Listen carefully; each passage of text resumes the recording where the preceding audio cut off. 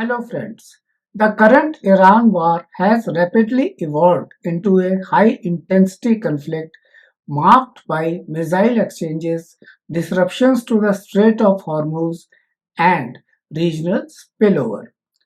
Now, as of 1st April, today it's 1st April 2026, the war characterized by US and Israeli strikes on sites like Isfahan, Yazd, and Parchin, Iranian retaliation against Gulf states and Israel, and Iranian mobilization of up to a million troops has already inflicted over 3,000 deaths and triggered global energy shock.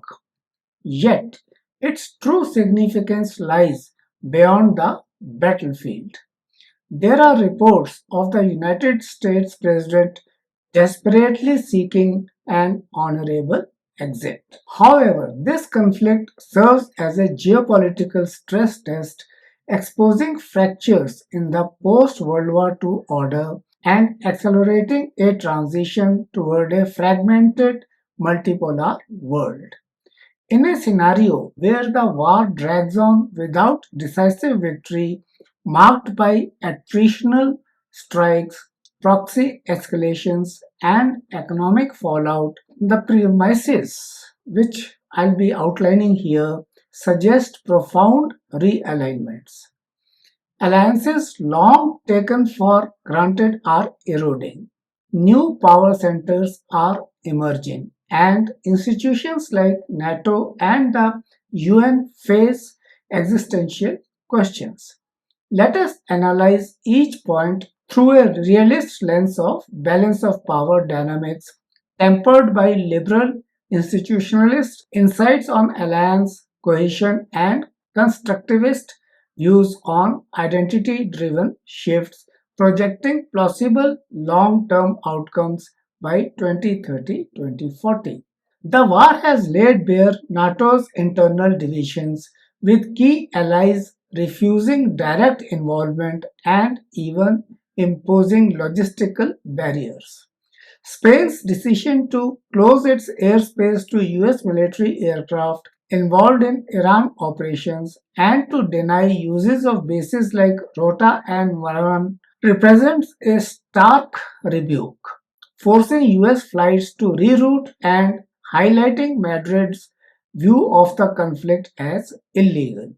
The US president has publicly lambasted most NATO members for declining to assist in securing the Strait of Hormuz or provide combat support, calling it a very foolish mistake and questioning the alliance's reliability. While East European states like Poland and the Baltics express rhetorical support, citing Iran's drone supplies to Russia, major players including France, Germany, the UK, and Nordic countries have prioritized de escalation, legal concerns, and domestic opposition over collective action. As an institution, NATO has limited itself to enabling support like logistics, explicitly avoiding Article 5 invocation. Speculatively, this stress could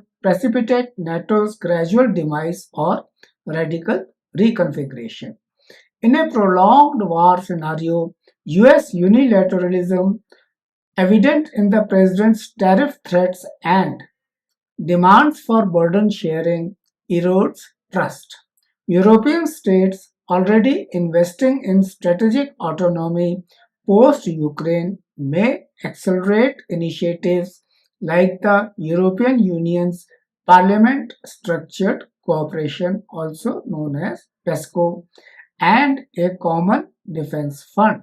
By 2035, a NATO minus emerges, a core US led bloc with eastern flank states, while Western Europe forms an independent pillar focused on Mediterranean and African threats. Demise is not dissolution but irrelevance. Article 5 becomes symbolic as Europe hedges against US retrenchment. This mirrors historical alliance fractures. For example, the Suez Crisis of 1956, where perceived overreach by a hegemon prompts balancing. As you know, in 1956, Britain and France were and are key US allies invaded Egypt to reclaim the Suez Canal, viewing Nasser's nationalization as a threat. The United States of America, as emerging hegemon, condemned the action as colonial overreach and used economic coercion to force their humiliating withdrawal. This fracture exposed alliance asymmetries, prompting balancing. France accelerated its independent nuclear program while Britain sought closer European integration to dilute American dominance. So, in the case of Europe today, the Iran war's legacy could well be a transatlantic divorce that weakens collective deterrence against Russia and China, fostering a Europe first security architecture. India finds itself awkwardly positioned.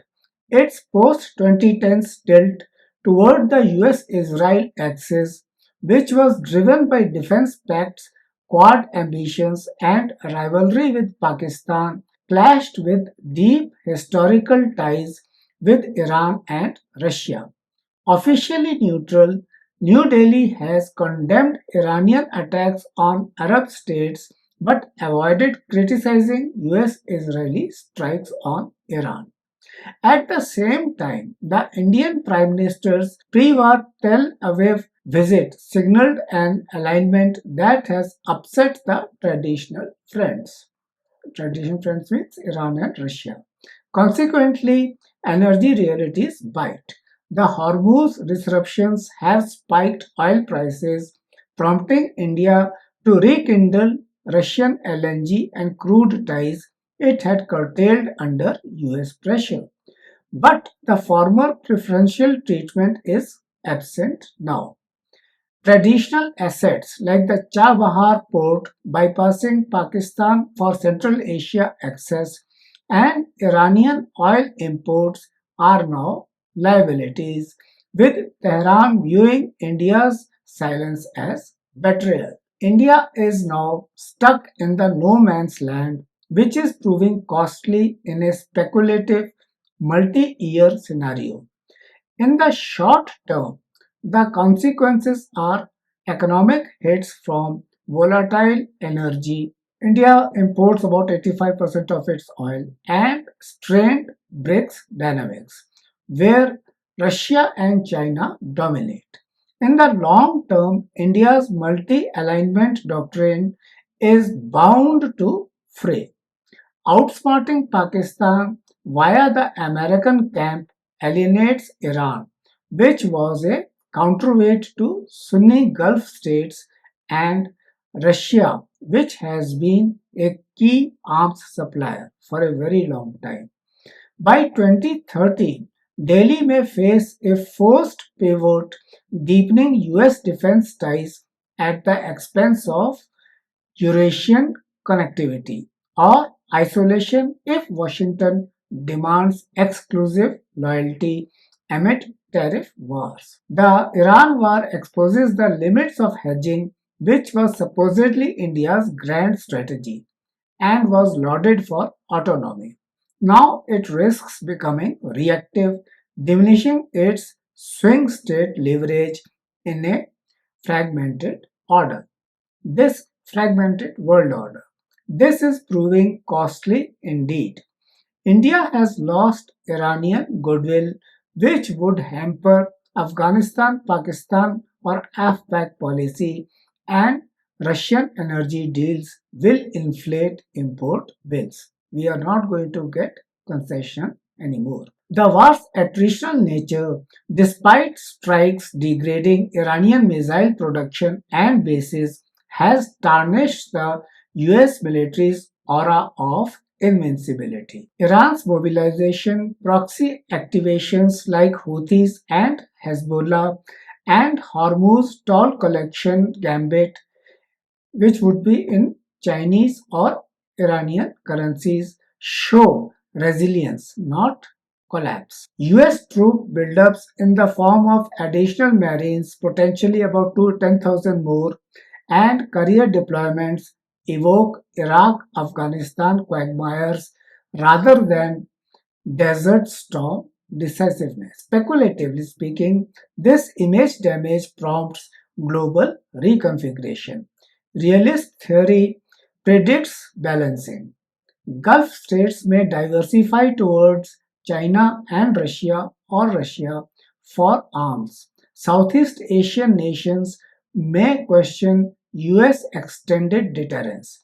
By 2040, countries like Saudi Arabia and Vietnam may accelerate indigenous capabilities or pivot to multipolar suppliers.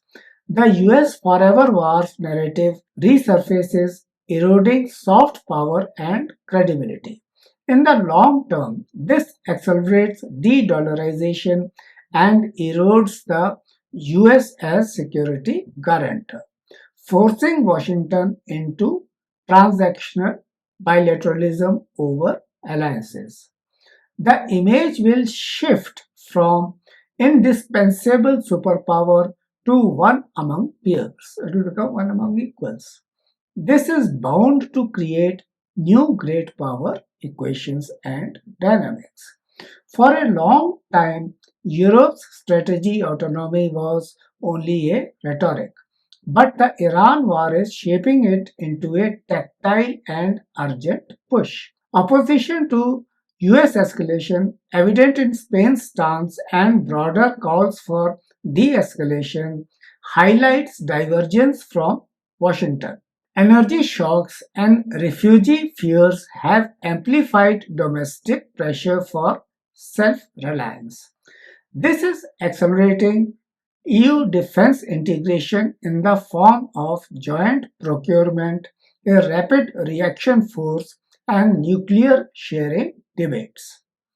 In this scenario, Europe is bound to unite as a great power by 2035, which would be economically unified, militarily credible, and diplomatically assertive. Canada shares many values with Europe across the Atlantic. However, it is becoming cautious about the United States of America. The current US leadership shows signs of isolationism and populism. This makes Canada look for alternative partnerships. As a result, Canada is gradually moving closer to Europe. Security cooperation between Canada and the United States through NORAD may continue, but Canada could also strengthen ties with Europe and NATO. This may happen through new Arctic security agreements and joint defense planning. Over time, Canada and Europe may form a closer strategic partnership. This emerging Euro Canadian axis could focus on climate policy, trade cooperation, and support for rule based international order. Such cooperation may also balance the growing rivalry between the United States and China. If this trend continues, the Western alliance may begin to change. Instead of being led mainly by the United States of America, the West may become more decentralized. Europe could emerge as another major center of influence. These changes are also driven by evolving political identities. Europe has traditionally seen itself as a civilian power focused on diplomacy and economic influence. But recent geopolitical pressures are pushing Europe toward greater strategic autonomy and stronger military capabilities. This gradual shift makes the idea of a Euro Canadian partnership more realistic and plausible. The United Nations appears increasingly weak in the face of major conflicts. It issues condemnations, but it struggles to enforce them.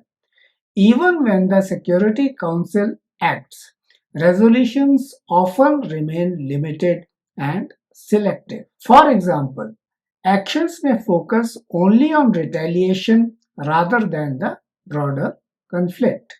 This reflects deep divisions within the Security Council. The veto powers, such as the United States, Russia, and China, often block strong and meaningful action. As a result, the United Nations increasingly becomes a platform for speeches rather than solutions. This situation may grow worse in the future. Wars and conflicts are increasingly managed through temporary alliances rather than global institutions.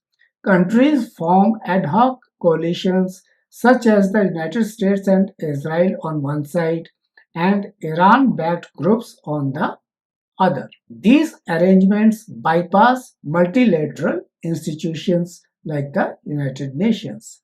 At the same time, regional organizations such as the African Union and ASEAN may gain greater importance in managing local crises. If this trend continues, the role of the United Nations could shrink significantly by 2040.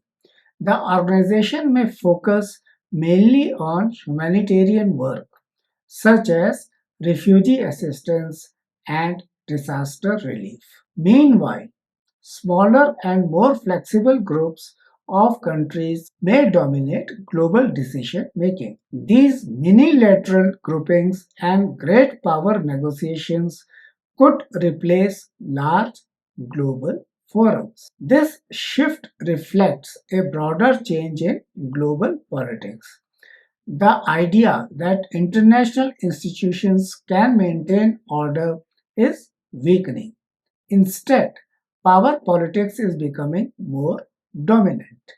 Strong countries are shaping outcomes based on their interests rather than shared rules. In this environment, informal G plus summits among powerful nations may become more common. These developments could further reduce the influence of the United Nations General Assembly and reshape the global order around power rather than norms. US involvement in Iran is pulling its attention away from the Indo Pacific region. This creates opportunities for both China and Russia to expand their influence. Countries like Japan, South Korea, Indonesia, and other Southeast Asian nations are becoming increasingly concerned. They face rising energy prices, growing security risks, and stronger Chinese military presence. In response, these countries may move closer together and form a new Pacific based alliance. This alliance could combine cooperation like semiconductor partnerships with security measures such as joint naval patrols and shared missile defense systems. If the United States becomes overstretched, China may try to take advantage of the situation. One possible scenario is that China could move to annex Taiwan by 2032, either through a blockade or a rapid strategic move that creates a new reality on the ground. At the same time, Russia could strengthen its position in Ukraine, possibly consolidating its territorial gains or even absorbing more territory by 2030. Russia may also benefit from stronger oil and energy ties with Asian markets. In response to these developments, regional countries may adopt a strategy of collective deterrence. This would combine military cooperation, economic partnerships, and technological collaboration. Such moves could reshape Asia into a three power structure with the United States, China, and a new regional bloc acting as major centers of influence. This would mark a major shift in the balance of power in Asia and the wider world. Africa may see growing competition for resources and influence. If Iran becomes weaker, power vacuums could emerge in regions like the Sahel and the Red Sea. This may allow Russia and China to expand their influence.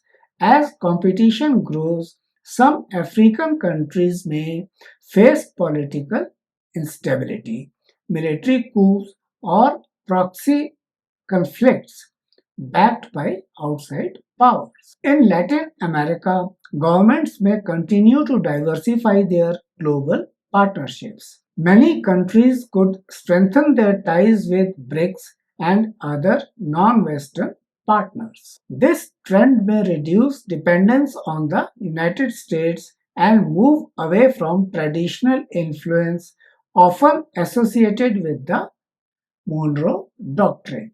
The Arab world may also undergo major changes. Sunni led states such as Saudi Arabia and United Arab Emirates may gain more influence if Iran's power declines.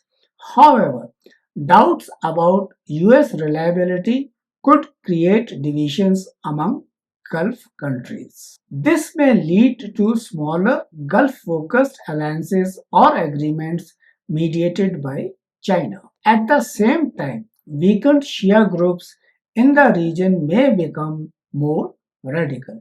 Ongoing conflicts could also trigger refugee movements across borders. These population shifts may gradually change demographics and political dynamics across the Middle East and nearby regions. The Iran war is reshaping alliances decisively.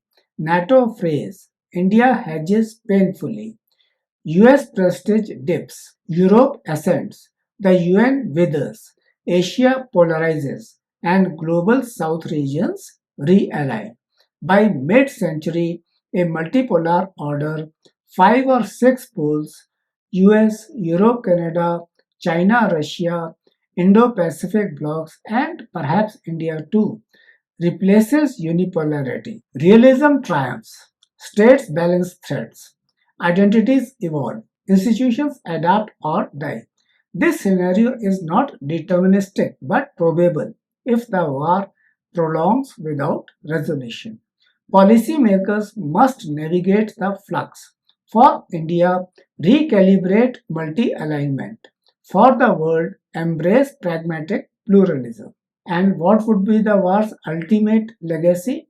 Not victory or defeat, but the birth of a contested, dynamic geopolitics where no single actor dominates. Thank you for being with me. I shall come up with another video very soon. Bye bye. Till then.